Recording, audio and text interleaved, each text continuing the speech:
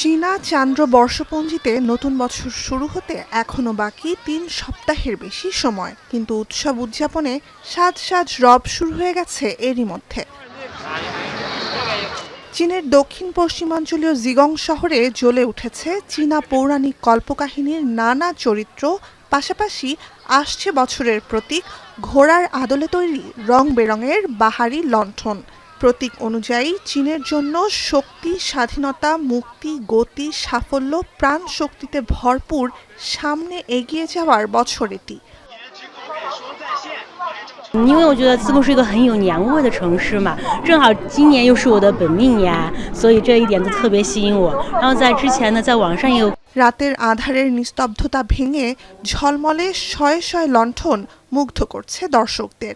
চতুর্দিকে উৎসবের আমেজ, নানা রকম প্রাণী, পৌরাণিক চরিত্র আর চীনা সংস্কৃতির দৃশ্য সম্বলিত ছবি নিয়ে ২০০-র বেশি হাতে তৈরি লণ্ঠনে পরিবেশে এক ভিন্ন মাত্রা।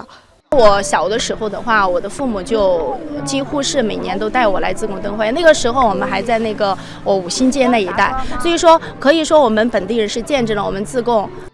প্রদর্শনীতে ঠাঁই পেয়েছে কুনপেং নামের পৌরাণিক চরিত্রের একটি ২১০ মিটার এবং চীনা কিংবদন্তি ও লোককাহিনীর নায়িকা চরিত্র মুলানের ১৮০ মিটার দীর্ঘ দুটি লণ্ঠন। পুরো প্রদর্শনীতে ব্যবহৃত সব লণ্ঠন তৈরিতে ১২০০ কর্মীর সময় লেগেছে কয়েক সপ্তাহ। চীনের সিচুয়ান প্রদেশের জিগং শহরে ১০০০ বছরের বেশি সময় ধরে আয়োজিত হয়ে আসছে এই লণ্ঠন উৎসব।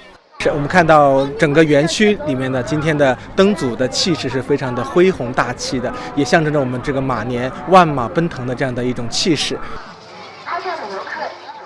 শুক্রবার শুরু হওয়া উৎসবটি স্থায়ী হবে কমপক্ষে আরও ৫ সপ্তাহ। ১৭ ফেব্রুয়ারির নতুন চান্দ্রবর্ষ শুরু হওয়ারও বেশ কিছুদিন পরে নববর্ষের উৎসবের শেষ দিনে ইউয়ান শিয়াও উৎসব নামের একদিনের কার্নিভাল শুরুর মধ্য দিয়ে পর্দা নামবে জিগং লণ্ঠন উৎসবের। নুজহাত কামাল, এখন বিশ্ব।